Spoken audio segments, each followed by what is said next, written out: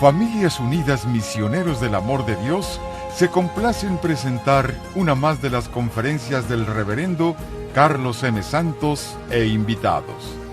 Dispónganse a participar y disfrutar de estos mensajes de crecimiento espiritual, formación humana y superación personal. Hemos hecho un mundo al revés del mundo que hizo Dios. Hemos hecho un camino muchas veces al revés del camino que hizo Dios. Hemos hecho una vida, una estructura de vida, a veces hasta costumbres y demás, al revés de lo que Dios quiere. Pensamos de manera opuesta como Dios piensa. Por eso el mensaje de Cristo causó tanto shock entre los que lo escuchaban y sigue causando hoy en día mucho shock. Y donde más shock causa el mensaje de Cristo muchas veces es entre los que somos disque personas religiosas. Como que Cristo, el nombre de Cristo está muy bonito y hay que utilizarlo, pero no hay que hacerle mucho caso. Hay un cuento que luego les voy a leer, donde muchas veces no nos gusta mucho lo que nos dice Jesús y decimos, bueno, pues hay que interpretarlo, ¿verdad? Hay que cambiarlo un poquito, hay que enseñarle a Jesús un poquito cómo se deben decir las cosas, ¿verdad? Y entonces al revésamos todo, cambiamos todo. Y por eso la gente pierde la alegría, y por eso la gente pierde la paz, y por eso mucha gente vive cada día sin saber a dónde va. Se levanta, trabaja, come, duerme, sin tener muy clara la meta y a dónde vamos. La gente estudia, saca carreras, otros se casan, o trabajamos, o conseguimos empleos, tenemos sueños e ilusiones a veces materiales, pero sin saber exactamente dónde vamos a terminar. Otra gente a veces se preocupa mucho por aumentarle la cuenta del banco, algunos por ambición, otros por tener una seguridad material, pero al final de las cosas lo mismo es, ¿a dónde vamos? ¿En qué vamos a terminar? Y gran parte del no entender esto es porque hemos creado un mundo al revésado. Fíjense esta historia muy interesante. Dicen que un sabio hindú, a él le estaban leyendo la vida de Jesús, los evangelios. Y cuando supo cómo Jesús había sido rechazado por su misma gente en Nazaret, hasta sus mismos familiares, exclamó, un rabino cuya congregación no desee expulsarlo de la ciudad, no es un rabino.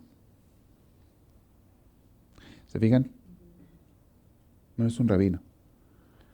Porque un rabino, o un maestro, o un sacerdote, o un pastor, en lo que sea, la religión que sea, que de veras muchas veces no le echen pleito, su misma gente u otras gentes, si no le echan pleito, es porque está de acuerdo con lo que la gente hace y les predica de acuerdo a lo que ellos hacen. Y la gente está contenta con ese predicador. Es normal que un buen pastor, más bien eso es lo que debe suceder. Un buen pastor, un buen sacerdote, un buen rabino, un buen, como le pasó a Cristo, sea muchas veces criticado, atacado y no entendido. Eso es lo normal. Lo anormal es que lo acepte todo el mundo. Y dicen, caray, este no está sirviendo a Dios, ni está queriendo cambiar ni mejorar las vidas de las gentes. Está dándole por su lado a todo el mundo. Y fíjense, sigue la narración diciéndonos, y cuando oyó cómo los sacerdotes condenaron a muerte a Jesús, suspiró aquel hindú y dijo, qué difícil le resulta a Satanás engañar a todo el mundo. Por eso escoge a destacados eclesiásticos en las diferentes partes del globo, del mundo.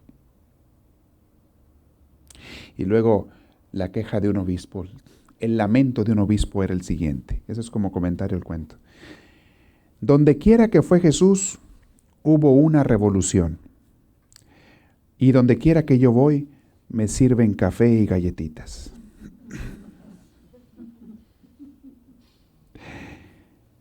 Es para ponernos a pensar. Hacía tiempo meditábamos sobre este cuento, no sé si se acuerdan alguna vez pero es interesante. A nivel padres de familia, que muchos de ustedes son padres de familia, va a pasar lo mismo. Cuando trates de ser un buen padre de familia, vas a tener que corregir muchas veces a tus hijos, educarlos y formarlos. Y no esperes que te correspondan muy contentos. No esperes eso. No esperes muchas veces que se pongan a brincar de gusto cuando tú los corriges y los educas. Más bien lo normal es que no les caiga bien. Pero si tú no los quieres a tus hijos, dales por su lado, déjalos ser lo que quieran ser. Déjalos hacer lo que les dé con su gana con su vida y entonces sí, se van a echar a perder, se van a ir por el mal camino, van a destrozar sus vidas. No se van a enojar contigo, pero sus vidas van a ser un desastre. Así es que hay que medir, ni un extremo ni el otro, Ni un extremo ni el otro. Pero sí tenemos que enseñar. Pero bueno, eso era como reflexión muy interesante. Luego leemos otro cuento. En la clase que estamos viendo sobre cuál es el camino que lleva una persona que de veras busca a Dios, la sequedad espiritual, la aridez espiritual, nos quedamos viendo la última vez en el punto donde íbamos a empezar, el punto donde cómo hay que pasar del conocer al amar. Hoy vamos a hablar un poquito sobre simbolismos que se utilizan en la Biblia para que entendamos mejor nuestra relación con Dios y cómo va creciendo Dios o nuestra identidad con Dios. Quiero que entiendan una cosa. Aquí donde vivimos en América, casi todo el continente americano, gracias a Dios, el agua no nos falta en la mayoría de las veces, los lugares. Y más en las ciudades modernas, ya casi donde quiera que tú vayas, salvo algunas excepciones, casi donde quiera que tú vayas, hay agua. Al menos aquí donde estamos nosotros, no nos falta el agua por lo general. ¿Cierto o no es cierto? Y vamos que esta área donde estamos es árida. El agua la traen de miles a veces de kilómetros de distancia, pero aquí hay agua. Está uno tan acostumbrado a nada más abrir la llave y que salga el chorro, que ya no apreciamos tanto el agua. Sin embargo, el agua, se ponen a pensar tantito, es el tesoro más grande que puede existir en esta tierra. ¿Qué prefieres tú? ¿Un costal lleno de oro o un litro de agua? Si nada más puedes escoger uno de los dos, ¿qué prefieres? Un litro de agua. Vale más. Vale más. Porque el oro sin agua te mueres con tu oro. Pero el agua sin oro, ni falta te hace el oro cuando tienes el agua. ¿Se fijan lo valiosa que es el agua? En la Biblia van a escuchar mucho ustedes el simbolismo del agua. Y más cuando leen ustedes el Evangelio de San Juan. Porque Israel es un país que tiene grandes áreas desérticas. Hay mucho desierto. Hay una parte donde está el río Jordán. El río Jordán pasa por en medio de un desierto. Y a los alrededores del río está verde por el agua del río. Pero te retiras del río un poquito y está árido, desierto. Los judíos eran personas que sabían aprovechar y agradecer el agua. Y si usted lee muchos pasajes de la Biblia, el agua se le menciona, dice, Señor, que me falte lo que quieras, dice por ahí uno de los salmos, pero que no me falte nunca dos cosas, pan y agua. Ellos decían, teniendo pan y agua ya la tenemos hecha. Y ven, algunos de ellos cuando no entendían mucho el concepto de Dios, de cielo y demás, ven el cielo, se imaginaban el cielo como vivir en una cumbre de una montaña con todo el agua que te hiciera falta y con todo el pan que te hiciera falta. Así se imaginaban el cielo. Porque la pobre gente sufría a veces por el agua. Sufría, no tenían. Acuérdense un pasaje muy, muy hermoso en el Evangelio de San Juan al principio, cuando Jesús se encuentra con las samaritanas, ¿se acuerdan? En un lugar. Les recuerdo que no había llaves de agua entonces. O había ríos o había pozos, pero no había llaves de agua. Aquí van ustedes a cualquier lugar, te paras en una gasolinera y encuentras agua para tomar. En aquel entonces, si ibas tú de viaje, híjole, tenías que planear muy bien tu viaje. En primer lugar, el agua que llevabas, cuánto te iba a durar. Y segundo, hasta el siguiente pozo, o arroyo o río que hubiera. Tenías que planear, porque si no, te morías de sed. Y Jesús le pide todo el simbolismo del agua en ese pasaje de la Samaritana. San Juan lo maneja muy hermoso, lo explica muy bonito.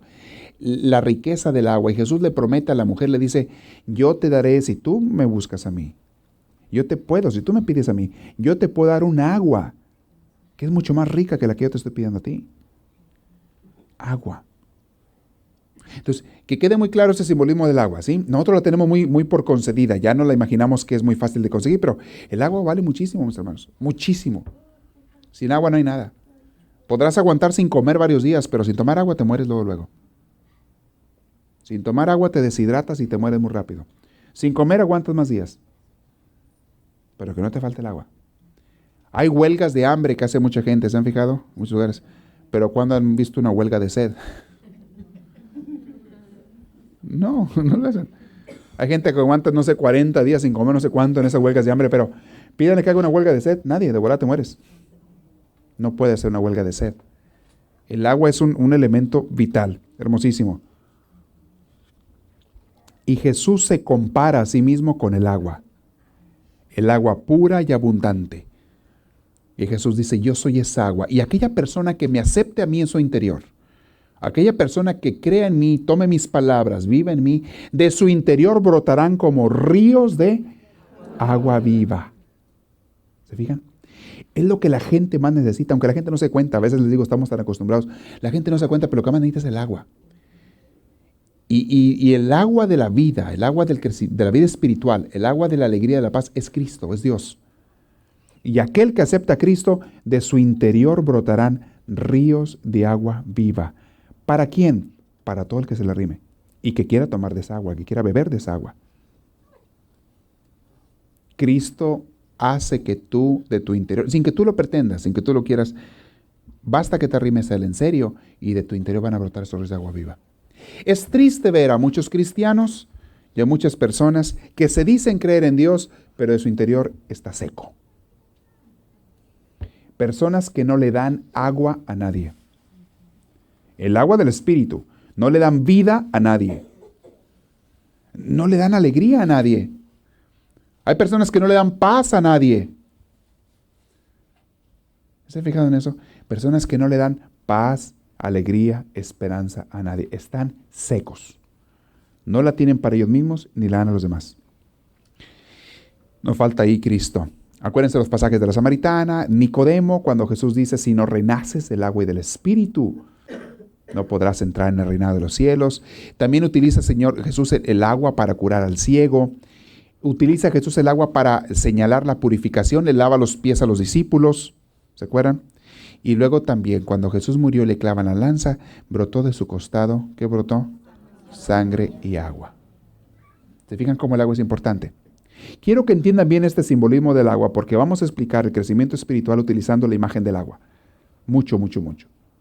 Santa Teresa de Ávila habla mucho de la imagen del agua. Ahorita van a entender, pero que entiendan, que nos quede claro primero qué importante es el agua para el cuerpo y qué importante es el agua del Espíritu Santo, el agua de Dios, que es Cristo mismo, para el alma.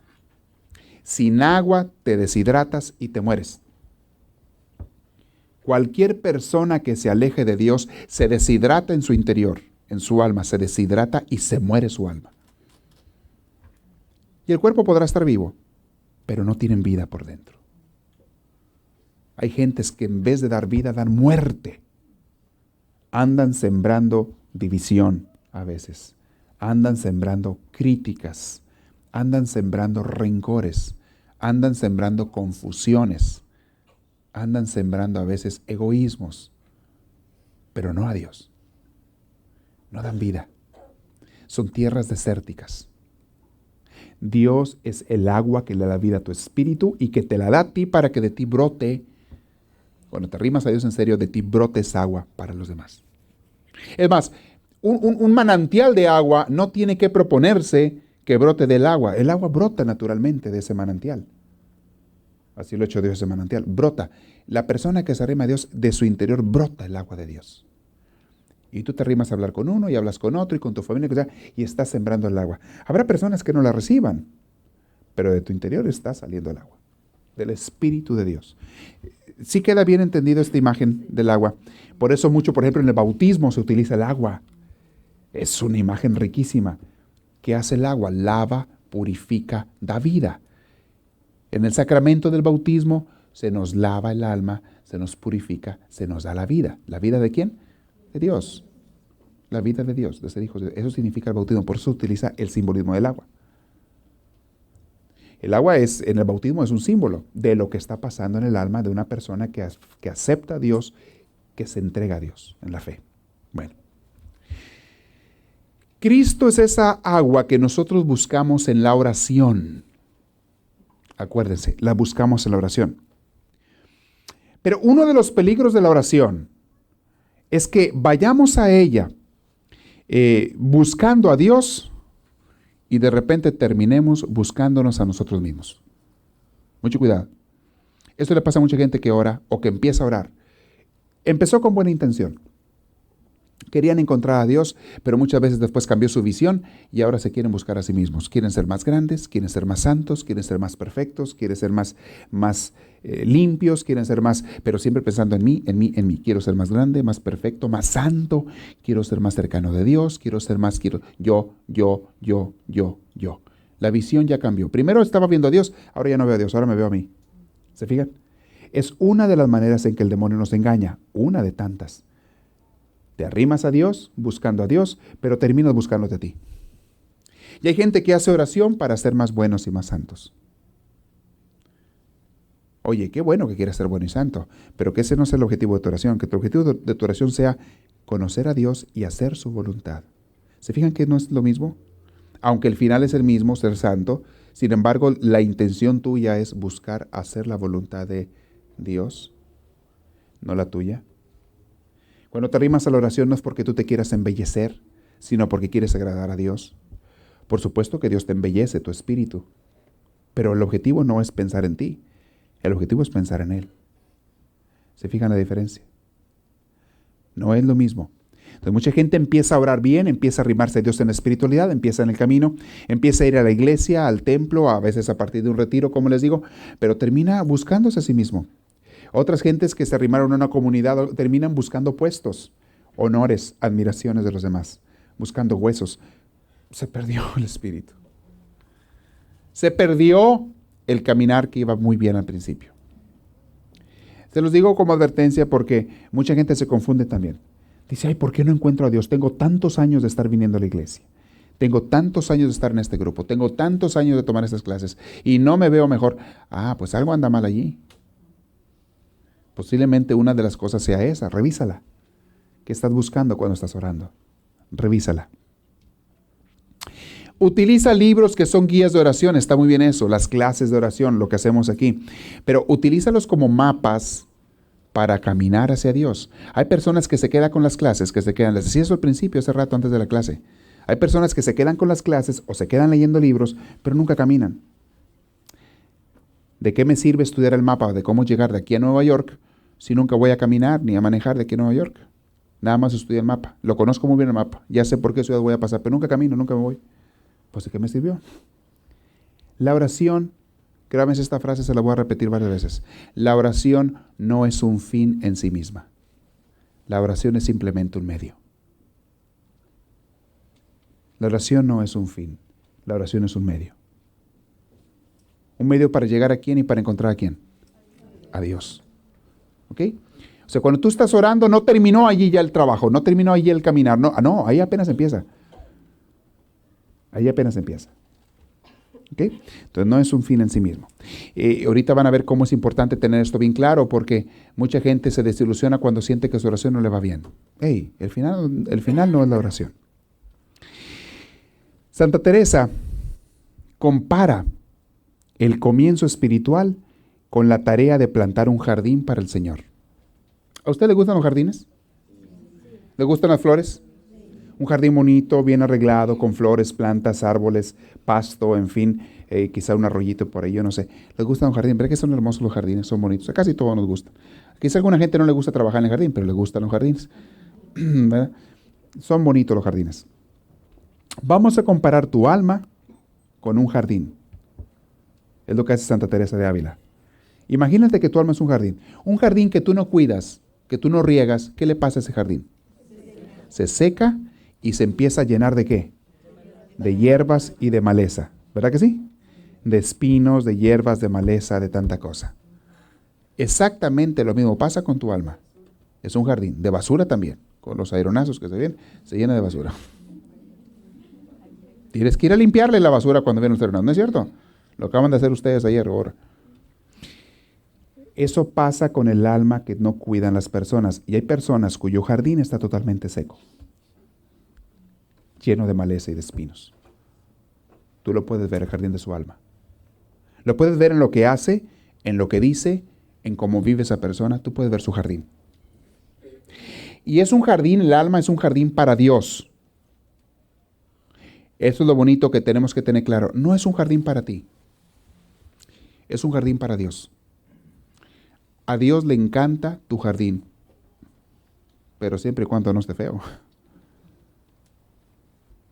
Cuando está feo se entristece y Él te da lo necesario y te invita de mil maneras para que lo trabajes y lo embellezcas el jardín. Él te da lo que necesitas, te da todo.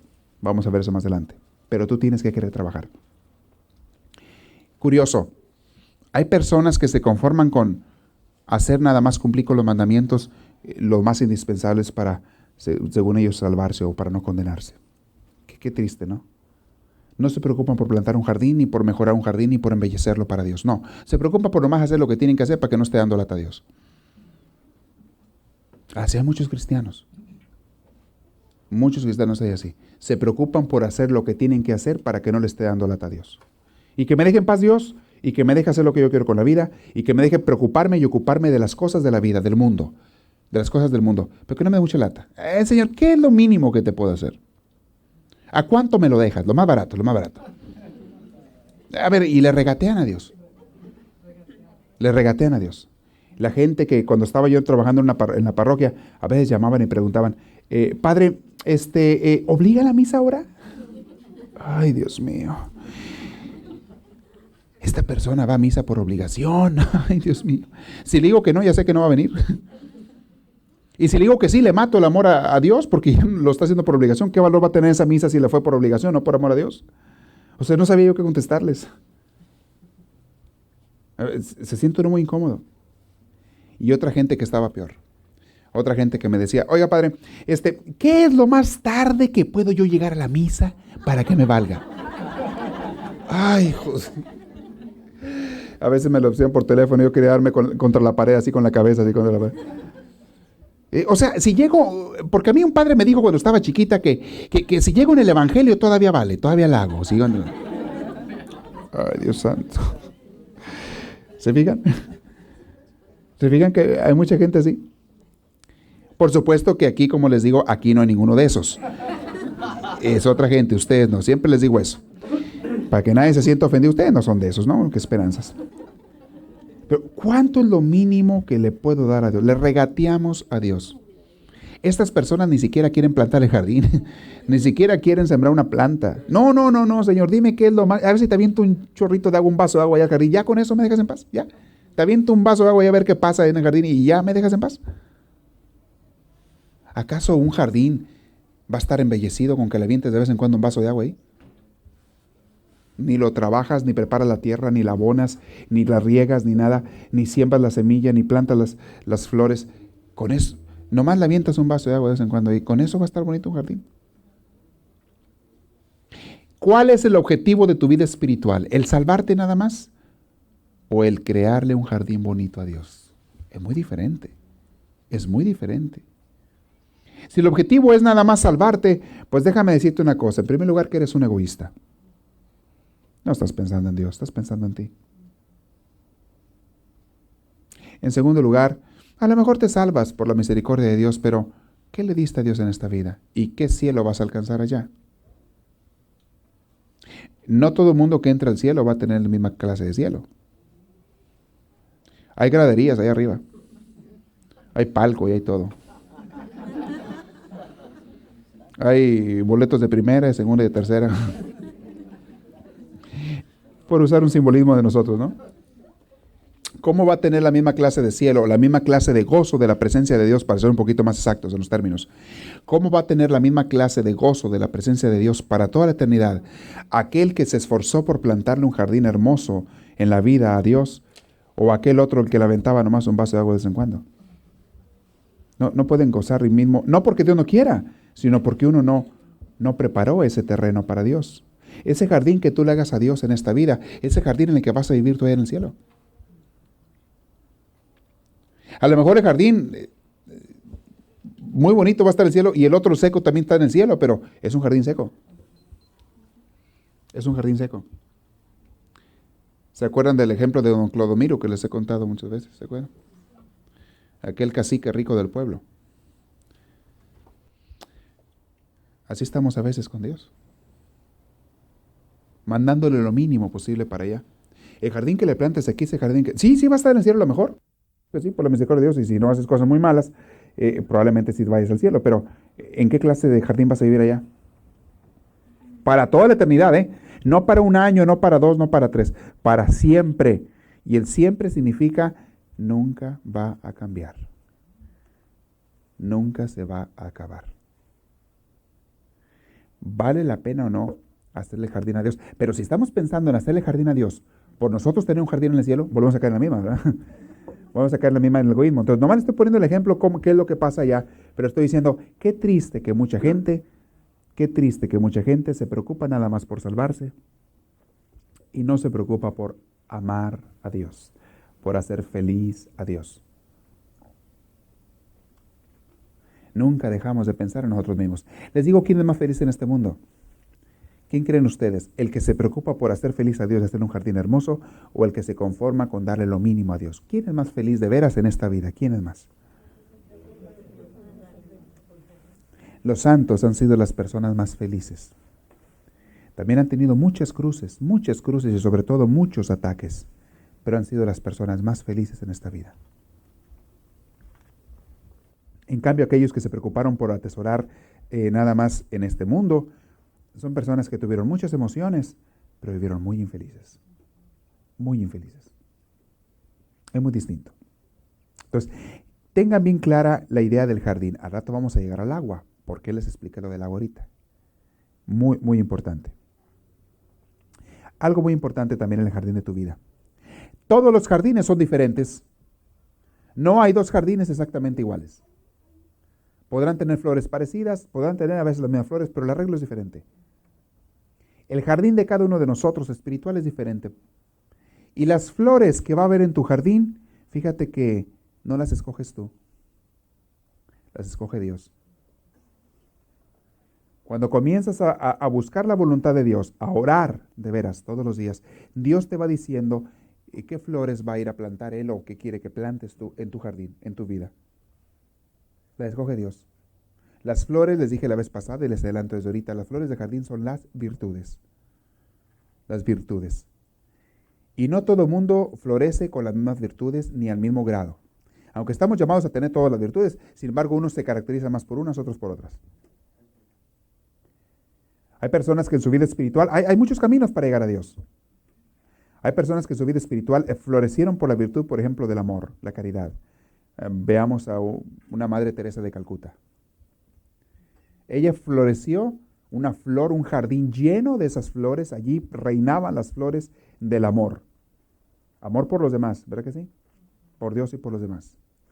Hay otros jardines donde brota y está muy fuerte las flores de la humildad. Hay otros jardines en otras gentes donde están muy fuertes las flores de la esperanza. En otros las de la fe, en otros las de, en fin. Todos los jardines son diferentes, pero Dios te va diciendo qué flores quiere en tu jardín. Que es para Él a última hora, ¿no? Y a Dios le gusta tener variedad de jardines. Le gusta pasearse por todos los jardines. Los únicos que no le agradan mucho son los áridos, desérticos, secos. Aquellos jardines donde no hay cuidado por las flores ni por el jardín, son los únicos donde Dios, pues, ¿qué le ofreces allí? ¿Un desierto? ¿Un lugar lleno de espinas? ¿De cardos? Qué triste.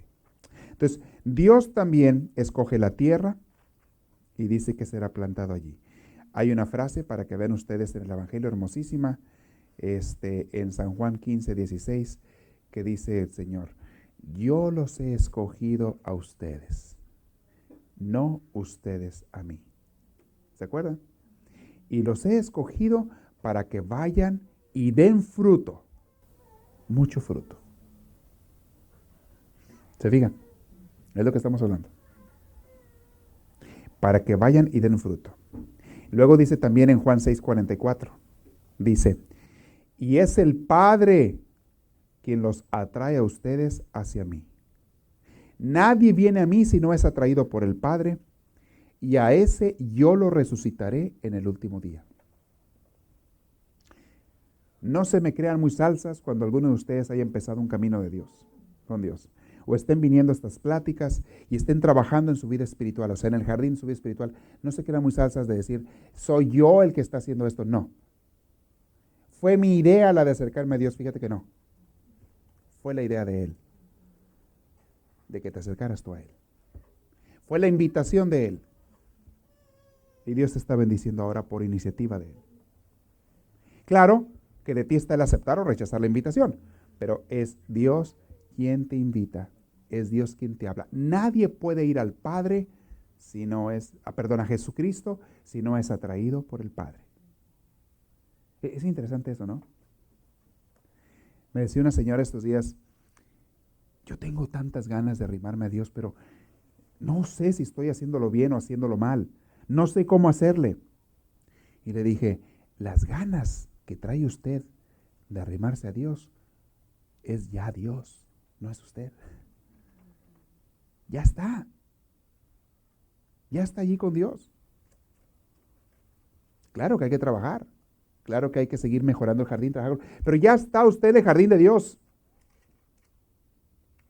Hay un libro hermosísimo que les he recomendado en otras ocasiones, que lo hemos buscado y está fuera de imprenta, pero en inglés sí lo encuentran, que se llama El Jardín del Amado. Se llama el autor John E. Way, creo que se llama. El Jardín del Amado en español.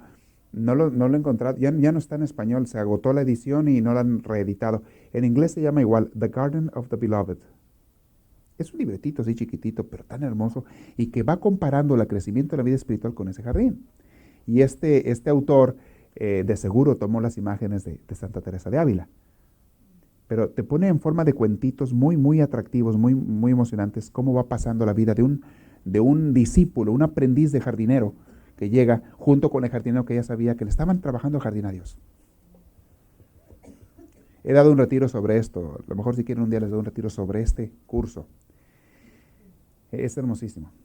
Pero compara ese jardín, esa vida espiritual tuya con un jardín. Óigamelo bien. El error, les repito, que cometemos muchos nosotros es que tendemos a pensar que somos nosotros los que decidimos seguir a Dios. Error. A veces pensamos que somos nosotros los que decidimos ser sus evangelizadores, sus misioneros, sus mensajeros. A veces pensamos que somos nosotros los que decidimos asistir a un retiro o ir o buscar y acercarnos a Dios. Pensamos que es uno y no es cierto. Es Dios el que te invitó. Es Dios el que los trajo aquí esta tarde ustedes para acabar pronto. No fuiste tú. El que me trajo a mí aquí esta tarde es Dios también.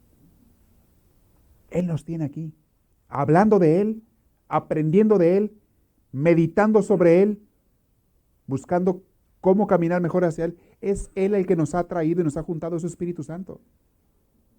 Que no se dan cuenta que a veces siente uno el ardor acá un poquito, aunque sea un poquito adentro, cuando estamos en esto, de querer buscar más a Dios, o el deseo. ¿No les nació a ustedes a lo mejor ahorita un poquito el deseo de hacerle ese jardín a Dios acá en tu interior? Entonces, bueno, Dios mío, ayúdame, quiero hacerte ese jardín.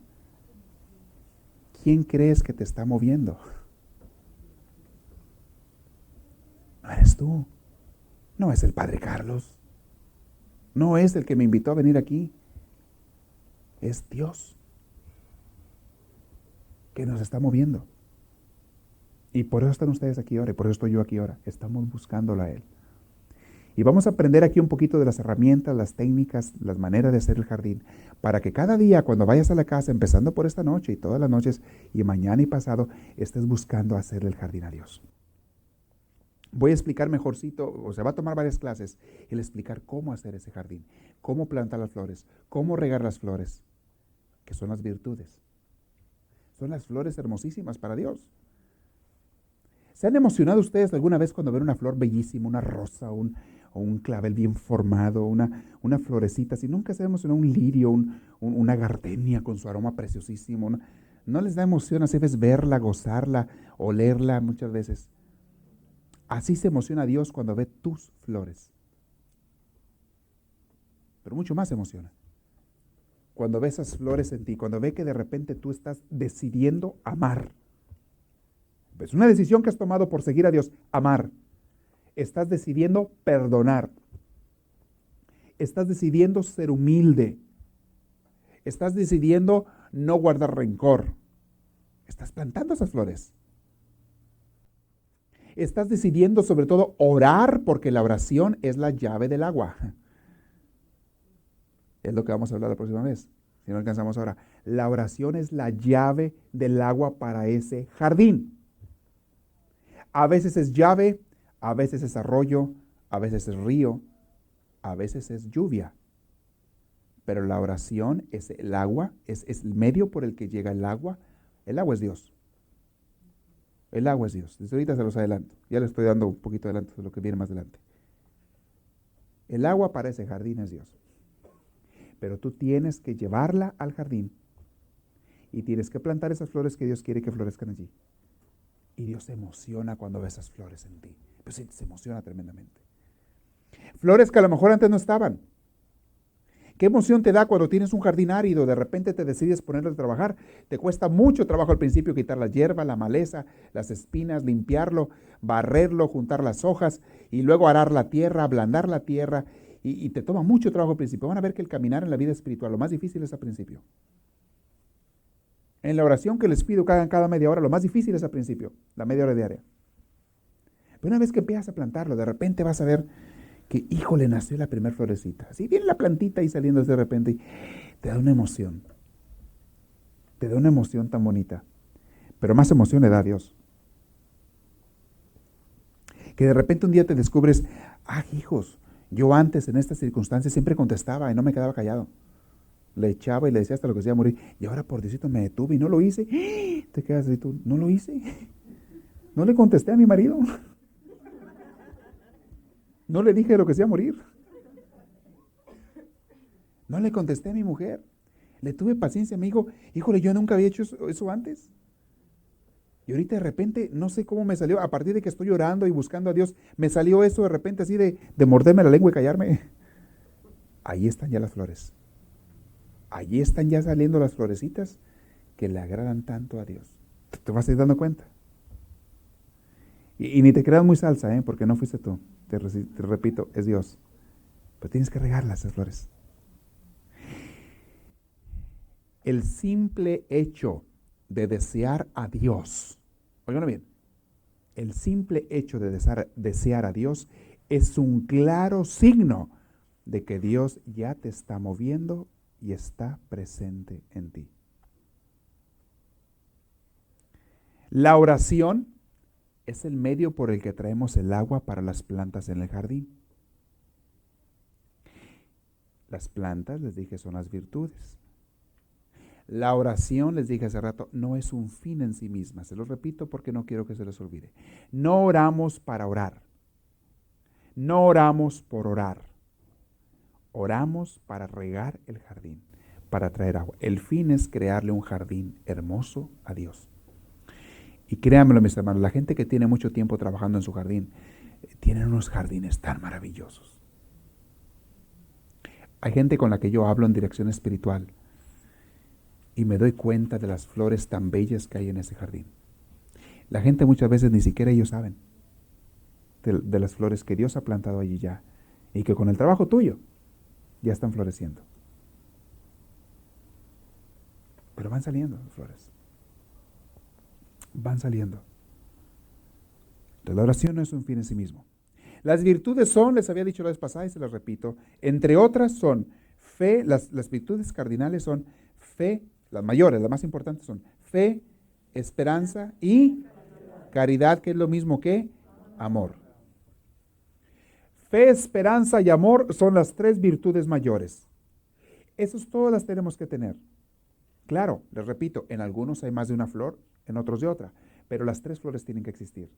En una persona que ya ha trabajado tiempo en el jardín de Dios, tiene que haber siempre fe, esperanza y amor.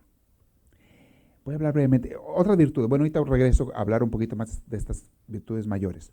Pero otras virtudes, el cimiento de todas las demás es humildad, ¿se acuerdan? Humildad. Tiene que haber también renuncia de sí mismo, sensibilidad hacia las necesidades de los demás, que es una parte del amor. O sea, que no parezcas insensible, que si está en tus manos ayudar a alguien, lo hagas.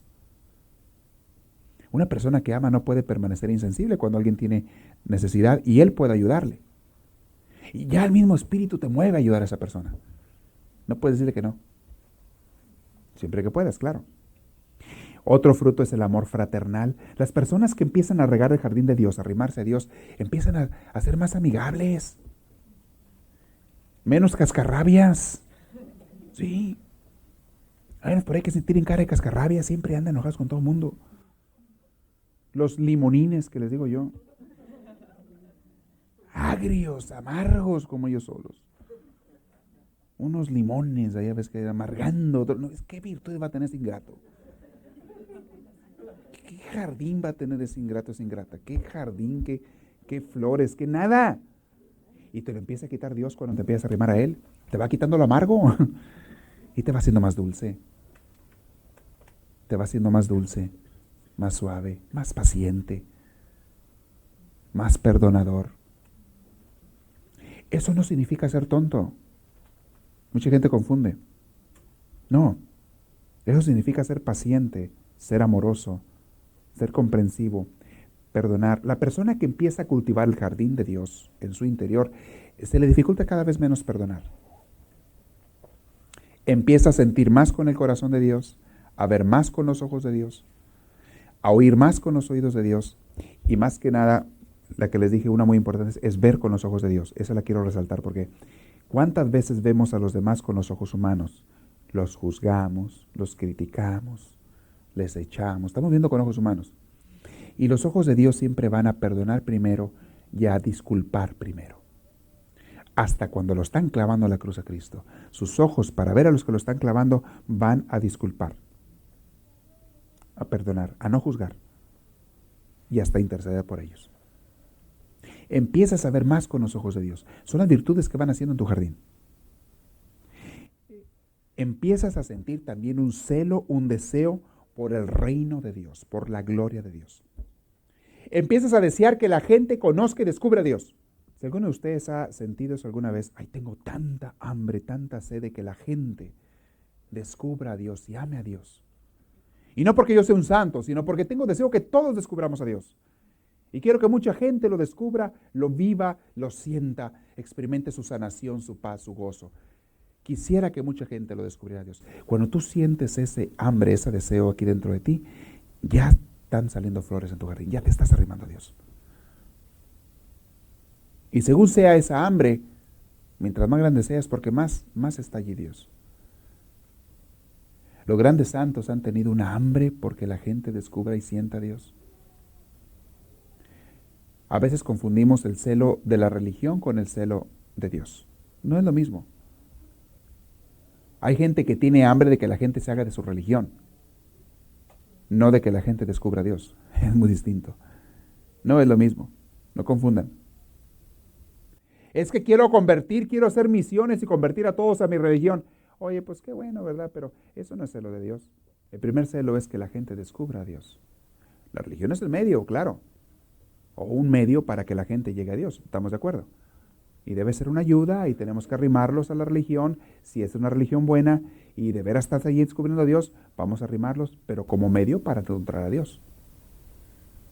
Entonces no confundamos una cosa con la otra, porque por amar tanto a la religión, a veces nos peleamos, faltamos al amor. Amas de más a la religión y de menos a las gentes. ¿Qué es más importante para Dios? ¿Una religión o las almas, sus hijos? Sus hijos. Entonces no confundamos. Pero cuando tú sientes el deseo grande de arrimar a la gente a Dios, es porque alguien te está moviendo, es Dios que te está moviendo. Cuando tú sientes el deseo grande de corregir a los demás y darles con la Biblia en la cabeza, eso no es Dios. Eso es orgullo cristiano. Eso es otra cosa. Es orgullo religioso. Es que quiero darles en la torre. Quiero ir ahí a una esquina, pararme y gritarle a todo mundo que se vaya al infierno. Eso quiero hacer. Para que se convierta. No, por ahí no va la cosa. No hacía eso ni Cristo, hombre, ¿cómo lo vas a hacer tú? Cristo invitaba, no pateaba. Muy distinto. Y Cristo criticaba a los que querían patear a los demás. Eso sí criticaba a Cristo. Déjenlos en paz. Invitar. Toda invitación buena a arrimarse a Dios siempre va con invitación, no con ataque. Si una persona viene a tu casa, dice hablarte de Dios y te empieza a atacar simplemente porque no eres de su religión, ese no viene en nombre de Dios. Mentiras. Viene en nombre de su religión. Viene en nombre de su iglesia, de su pastor o de su sacerdote, pero no viene en nombre de Dios. En cambio, si una persona viene a tu casa y te invita a que tú seas un mejor cristiano, ora contigo, invita, fíjense la palabra, invita. Ora contigo y por ti y te pide también con humildad que ores por él. Ah, caray, ahí a lo mejor sí va inspirado por Dios. Es distinto. La persona que se preocupa por ti no busca sacar provecho de ti. No, es lo mismo. Entonces, no hay que dejarnos engañar muy fácil. Entonces, las virtudes son esas. Si tú ves que en ti están creciendo estas flores, estas virtudes, es señal de que tu oración es genuina, es auténtica, es válida, es buena. Pero si tú ves que tienes muchos años de hacer oración, o de asistir a misa, o al templo, o al culto, o lo que sea, y no hay flores en ese jardín, mi hermano, no le has echado agua al jardín, o le está echando agua envenenada. Cuidado. ¿Saben que hay aguas que en vez de alimentar las flores las matan? Aguas contaminadas, envenenadas. Mucho cuidado. ¿Cómo sabes si de veras vas caminando hacia Dios? Si de veras por las flores que se están dando allí. Lo que les dije hace rato, te das cuenta que de repente estás venciendo defectos que antes tenías y que no hubieras pensado nunca ni siquiera vencer. Te vas dando cuenta de esas cosas. Y quien mejor se puede dar cuenta de esto es un buen director espiritual que tengas. Voy a hablar de eso en la próxima. ¿Qué es un buen director espiritual? ¿Cómo encontrarlo? Voy a terminar nada más este día hablando un poquito sobre estas virtudes de la fe, la esperanza y el amor. Fe. ¿Qué significa tener fe? ¿Cuántas veces nos han metido el concepto en la cabeza de que tener fe significa creer en la cabeza en la existencia de Dios? Eso no es fe. Fe es creerle a Dios. No creer en Dios, es creerle a Dios. Creer en Dios cualquier sonso cree. Empezando por el diablo. Sí. Creerle a Dios es otra cosa. Es aceptar su vida, aceptar su enseñanza, aceptar su palabra, desear vivir por sus mandamientos. Eso es creerle a Dios. Y la fe es también, muy fuertemente, es confiarle a Dios. Confiar en Dios. Dios mío, yo confío en ti en las buenas y en las malas. Dios mío, yo vivo para ti, vivo en ti, y yo sé que aunque esté pasando ahorita una cruz, tú no me vas a dejar solo. Eso es fe. Claro, la persona que vive alejada de Dios, ¿cómo va a tener fe? La persona que no busca a Dios, ¿cómo va a tener fe? ¿Cómo le va a decir eso a Dios? No puede. Una persona que nunca busca a Dios, de repente le va mal en una crisis, tiene un problema grave, esa persona no puede decirle a Dios, Dios mío, creo, confío en ti. Pues ¿cómo confías si ni siquiera lo buscas, ni siquiera lo conoces a Dios? Ni siquiera vives con Él, no tienes una relación con Él. Entonces, la fe es una flor muy grande, muy hermosa, o un montón de flores hermosísimas que nacen cuando tú buscas a Dios, cuando hay la oración, cuando Dios entra a tu vida. Allí nace la auténtica y verdadera fe. Entonces sí le puedes decir al Señor, esa flor, Dios mío, confío en ti. Tú me vas a sacar, Señor. Y se va a hacer tu santa voluntad, no la mía. Y te pido eso, Dios mío, que se haga tu voluntad, no la mía. O sea, confianza en Él. Abandono en Él. Aquel que me quiera seguir, que se niegue a sí mismo para empezar. O sea, que tenga fe en mí. Y que no esté buscando para Él. Que se niegue a sí mismo. Que tome su cruz, porque muchas veces viene la cruz. Y que me siga. Pero les he dicho muchas veces, la cruz de Dios ni pesa cuando estamos con Él. Ni pesa. Ah, cuando te alejas de Dios, como pesa la cruz, pero ya no es la cruz de Dios. Es la cruz que te pone el diablo. Les he dicho, hay una cruz negra. Es la cruz que llevan las personas que se han alejado de Dios. Amargura, tristezas, vacío interior, sin sabores. Es la cruz que pone Satanás y que te lleva al infierno, no al cielo. La cruz de Dios, esa es hermosísima, es de luz, es ligera con Dios. Y es la cruz de los problemas diarios y de tantas cosas que vienen, pero cuando tú estás buscando caminar con Dios. Entonces, fe es confiar en Dios. Vivir en Dios. Ser movido por el Espíritu de Dios. Eso es vivir en fe. Decía San Pablo, ya no vivo yo. Es Cristo quien vive en mí. Eso es vivir en la fe total, absoluta. Esperanza es fruto de la fe. Ay, Dios mío, todo lo espero en ti. Todo lo creo en ti. Estoy abandonado a ti, Dios mío. Yo no tengo miedo. Lo que decíamos hace rato, que gente que le tiene miedo al fin del mundo. ¿Sabes qué? A esas personas le falta fe y le falta esperanza. Cualquier persona que le tenga miedo al fin del mundo y ese tipo de cosas, no tiene fe, no vive en Dios, no vive en su espíritu y no tiene esperanza. Y a lo mejor ahí caemos algunos de nosotros. Y la tercera virtud, pues ni necesito explicarla. El amor. ¿Qué dice San Pablo? Si no tengo eso, todo lo demás sale sobrando. Si no tengo amor, soy como campana hueca que resuena, campana quebrada. Amor a Dios sobre todas las cosas, amor al prójimo como a mí mismo. Y todo va unido. Donde hay fe, brota el amor. Son flores que se alimentan unas a otras. Preguntas. Quiero saber si hay preguntas sobre este tema. Levanten su mano y le van a arrimar el micrófono. Sí, acá está una.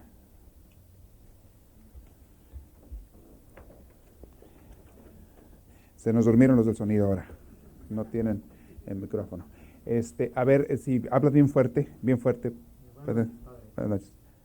Padre, ¿cuál es la diferencia entre las virtudes y los dones? ¿Cuál es la diferencia entre las virtudes y los dones? Mucha y a la vez nos llevan a lo mismo. Los dones son cualidades, capacidades, dones, digamos así, que Dios te ha dado para hacer cosas en servicio de los demás, del pueblo de Dios. Esos son los dones. Por ejemplo, tú sabes hablar muy bonito, sabes predicar muy bonito. Es un don que Dios te ha dado para que lo pongas a servicio de los demás. Pero un don sin virtudes, sin flores, volvemos a lo mismo. Eres campana que resuena. Campana hueca que no sirve para nada. No está Dios allí. Otras personas tienen el don de ser pastores, de ser guías. Qué bueno, Dios se los dio. Pero un pastor, fíjense, sin virtudes, ¿a dónde lleva a la gente? Un pastor sin Dios, sin ser inspirado por Dios, ¿a dónde lleva a la gente? Entonces son diferentes, ¿sí? El tener dones no te salva, ni te hace agradar a Dios. El tener virtudes sí. El tener flores sí. ¿Me explico? Los dones te son dados gratuitamente. No tuviste que hacer nada para tú tenerlos. Las virtudes tú las tienes que cultivar. Allí sí. Allí sí. Y fíjense cómo hay gente en muchos grupos que se preocupan más por los dones que por las virtudes. Como me da tristeza oír a mí mucha gente en grupos a veces de carismáticos, trabajo mucho con grupos carismáticos, me da tanta tristeza oír a gente que dice, ¿y tú qué don tienes? Y yo tengo el don de esto, y yo tengo el don del otro, ¿y tú cuáles tienes? ¿Y cuál te dio Dios? Y fíjate que Dios me dio tal don, y me dio tal otro don. ¡Ey! Déjate preocupar tanto de los dones. Los que tengas, ponlos a trabajar y se acabó. Preocúpate de las virtudes. Más bien pregúntate a ti mismo, ¿qué tanto amo? ¿Qué tanta fe tengo? ¿Qué tanto vivo en el Espíritu de Dios? ¿Qué tal está mi jardín? ¿Qué tanta humildad tengo? Eso es lo que te va a salvar. El infierno está lleno de gentes llenas de dones que nunca les sirvieron para nada porque no tenían a Dios. Los dones no te van a salvar nunca. Las virtudes sí. Los dones no le crean flores al jardín de Dios, de tu alma. Las virtudes son las flores. 1 Corintios 13, San Pablo dice, si yo tengo todos los dones de profecía y de hablar y de esto, pero no tengo amor, nada soy. Ahí lo dice San Pablo. Los dones sin la virtud, sin esa flor del amor, de nada sirve. Esto es muy bueno que lo tengan bien claro, muy buena pregunta, porque distingue la diferencia entre uno y otro. Buenísima la pregunta para que no nos engañemos y procuremos sembrar las virtudes. Hablando de los dones, todo el mundo tiene dones, ¿eh? No hay ninguna persona que diga yo no tengo dones, es una mentira. A todo el mundo Dios nos dio talentos. A uno le dio 10, a otros 5, a otros 2, a otros 1. Por usar comparaciones. A mí me dio medio. Pero bueno. Pero no hay ninguno que diga no tengo talentos. No hay ninguno. Es un mentiroso el que diga eso.